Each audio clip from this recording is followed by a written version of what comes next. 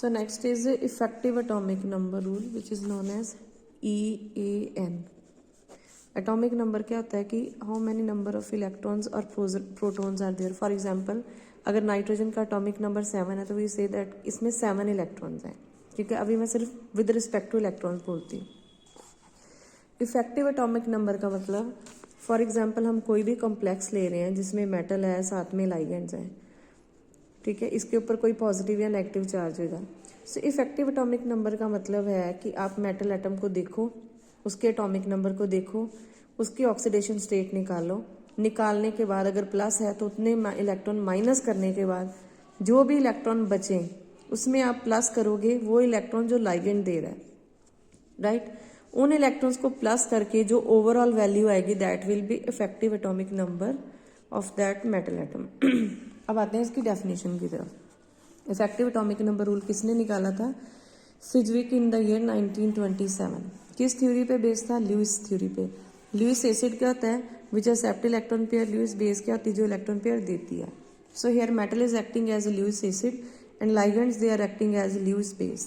According to this principle, metal ion accept electron pair from the ligand until it achieves the next noble gas configuration.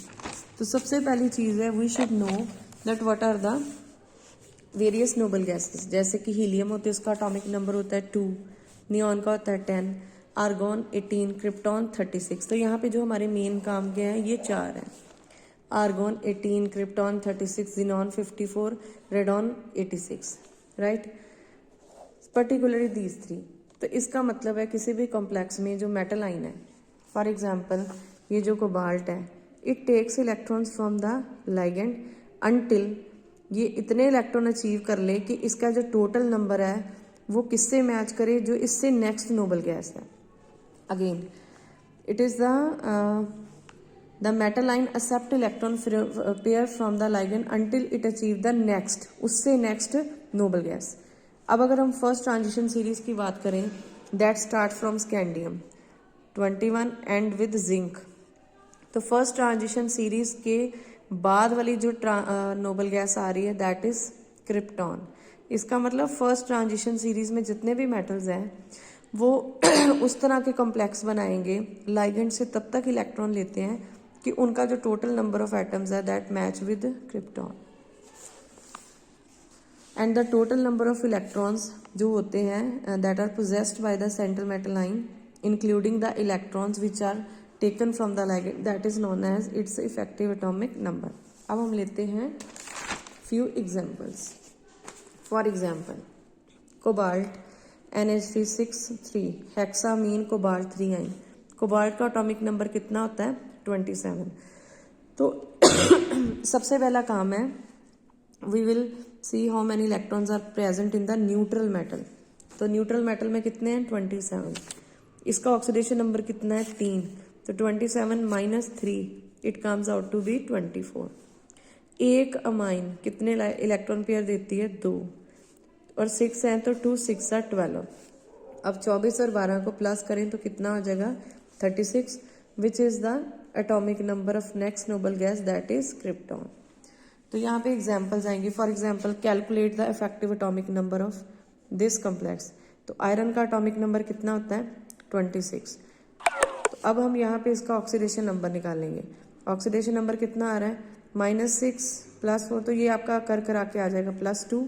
इसका मतलब 26 में से 2 electron निकालो 24. There are 6 ligand, 6 2s are 12. तो 12 + 24 हो गया 36, which is the atomic number of next noble gas that is krypton. अब next लेते हैं प्लेटिनम. प्लेटिनम का एटॉमिक नंबर कितना होता है? 78. तो कितने इलेक्ट्रॉन? 78. ऑक्सीडेशन नंबर निकाला कितना आया? 4. 78 - 4 इज 74. कितने लाइगेंड है? 5 और 1 6. सभी 2 इलेक्ट्रॉन दे रहे हैं तो 6 2s are 12. तो ये प्लस करके कितना आएगा? 86, which is the atomic number of next noble gas. और नेक्स्ट नोबल गैस 86 वाली कौन सी होती है? रेडॉन. फिर आते हैं कॉपर की तरफ. अगेन पहले इसका न्यूट्रल, फिर जितना ऑक्सीडेशन नंबर आ रहा है, फिर जितने लाइगेंड है. यहाँ पे लाइगेंड है 4, तो 4 2s क्या हो गया? 8. तो 28 + 8 क्या है? 36. तो ये वो कम्प्लेक्सेस हैं जो स्ट्रिक्टली फॉलो करते हैं EAN रूल को। इसका मतलब ये अपने अराउंड उतने ही लाइगेंड एडजस्ट करते हैं that after in particular oxidation state and gaining so many electrons कि इनका जो टोटल नंबर है वो मैच करे नेक्स्ट नोबल गैस के साथ। But there are some exceptions also.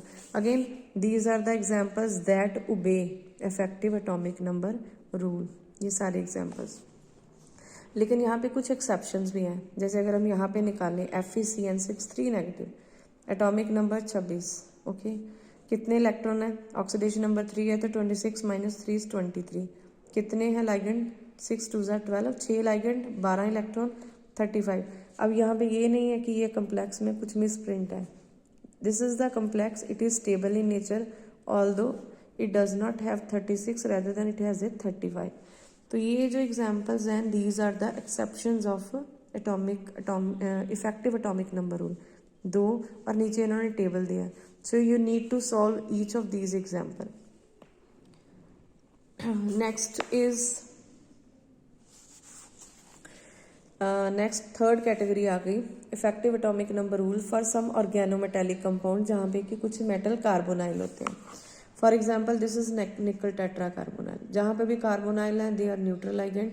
यहाँ पे ऑक्सीडेशन नंबर क्या है? 0 0 0, ठीक है। आगे आ रहा है -1 एंड 0। सो निकल 28, 4 कार्बोनाइल, 4 2 8, 28 + 8 कितना हो गया? 36। It is the atomic number of next krypton.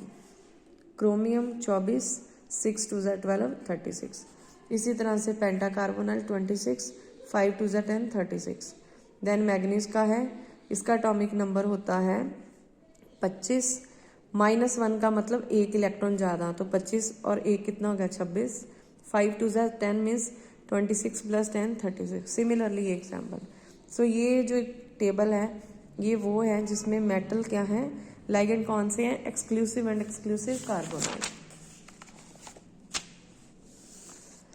Okay जी, तो इसमें भी कुछ कैटेगरी के ऐसे मॉलिक्यूल्स हैं जिनका एटॉमिक नंबर 36 नहीं आ रहा EAN, but still they are stable. For example यहाँ पे जो पहली एग्जांपल दी हुई है दैट इज VCO6।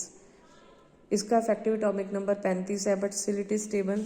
हाँ, अगर हम VCO6 नेगेटिव करें तो उसका 36 आता है, 5 का 35 है बट स्टिल इट एग्जिस्ट। इसी तरह से मैग्नीज CO5Cl है और साथ में हम ले लेते हैं HCOCO4।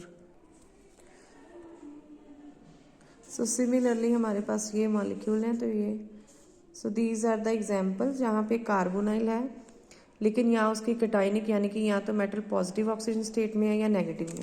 जो पिछला टेबल हमने किया था उसमें सभी के सभी 0 ऑक्सीडेशन नंबर में थे, राइट। अब हम आते हैं नेक्स्ट टाइप। नेक्स्ट टाइप वो हैं विच आर पॉलीन्यूक्लियर। पॉली का मतलब होता है एक से ज़्यादा मेटल, ठीक है।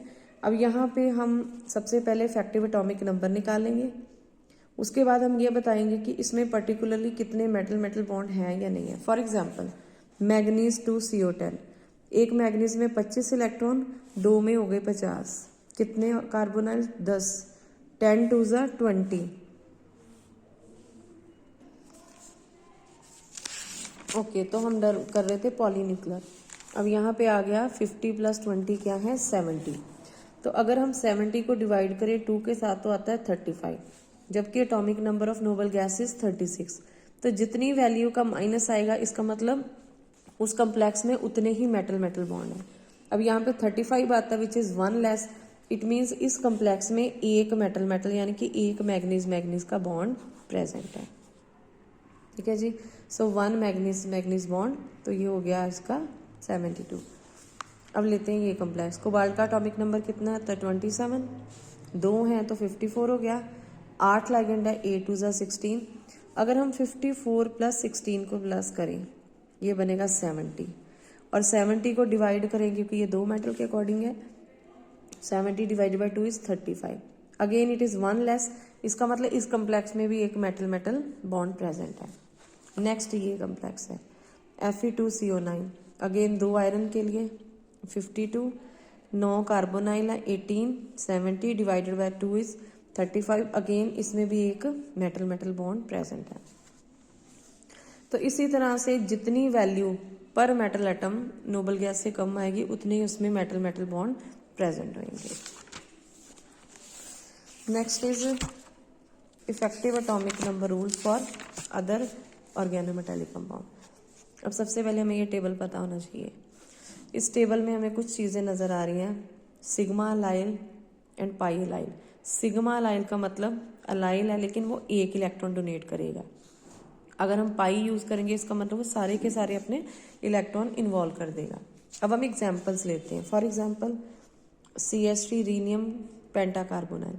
रीनियम का एटॉमिक नंबर कितना 75, 5 carbonyl 10। Methyl group it act as 1 electron donor. तो हमने सारा कुछ प्लस किया तो 86 which is the atomic number of radon.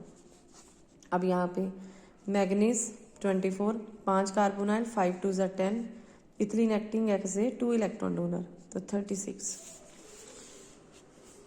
Similarly ये कम्प्लेक्स है, इसमें आ जाएगा 36। अब यहाँ पे इस कम्प्लेक्स का 36 है, इसका भी 36 है। अब मैं ये पाई लाइन वाला ले रही हूँ। जब भी आपको कम्प्लेक्स में पाई मेंशन हो दैट मीन्स उस लाइगेंड की जितनी मैक्सिमम हैप्टिसिटी है वो हमने लेनी है। यहाँ पे पाई अलाइल का मतलब अलाइल होते 3 कार्बन तो मैक्सिमम हैप्टिसिटी इज 3।